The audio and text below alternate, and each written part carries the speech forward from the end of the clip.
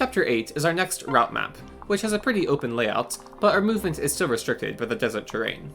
Fuga makes for quite the difficult boss, needing multiple rounds of combat to consistently kill, and with a couple Shrine Maidens who won't attack into us on enemy phase, pushing several combat units forward will be key to our clear. To help us with this, the Dragon Veins let us turn some terrain into plains tiles, and we have 6 new recruits. Some are early game filler, but the others pretty much define the rest of the run, and this chapter gets them off to a great start. Chapter 8 is also the last chapter where we have room to deploy everyone, but Sakura makes the most of her remaining time. Being in a magical class, she crosses the desert unrestricted, letting her activate the Dragon Veins from a faraway starting position. The first Dragon Vein lets our infantry units defeat the first samurai, while setting up a dual strike kill for Rinkah. Sakura can activate the second Dragon Vein turn 2, which makes pretty much all the important northern terrain traversable. However, with very few enemies near our starting position, we can actually take turn 1 to push all the way to the boss group, with Tsubaki flying our new ninja, Saizo, over the desert, immediately killing one of the Shrine Maidens. Unlike Kaze, Saizo has great strength, and while his speed is comparatively low, it's still fast enough to double most everything on normal mode with a few pushes, which conveniently includes a Sky Knight pair-up. Combined with high skill and defense making for consistent clears, this makes Saizo our best option for an early combat lead. The other 2 units recruited at the end of Chapter 7 include the Cavalier Silas and the Diviner Orochi.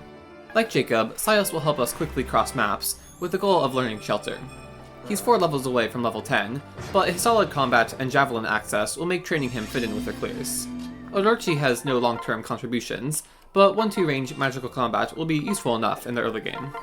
Turn 2, Corrin recruits 3 more units, the Sky Knight Hinoka, the Archer Setsuna, and the Monk Azama. Hinoka basically gives us another early flyer with decent combat potential, and her personal skill that boosts damage of nearby allies has some niche applications, like letting Corrin Oko this Oni Savage so Hinoka doesn't have to land a dual strike. Setsuna and Azama are largely irrelevant, though Setsuna does provide Silas with +2 strength on pair-up, so he can Oko the second Shrine Maiden with a Javelin. We have little need for Azama's healing, but I will be using him when possible to eventually learn Rally Luck at level 10. With Corrin, Silas, and Kaze defeating the random enemies scattered across the map, the last big hurdle is Fuga. Saizo can't 2 round without a crit, especially with Seal Strength in play, so we want to get a second unit up north to help out. To accomplish this, we have our first instance of Shelter Singing.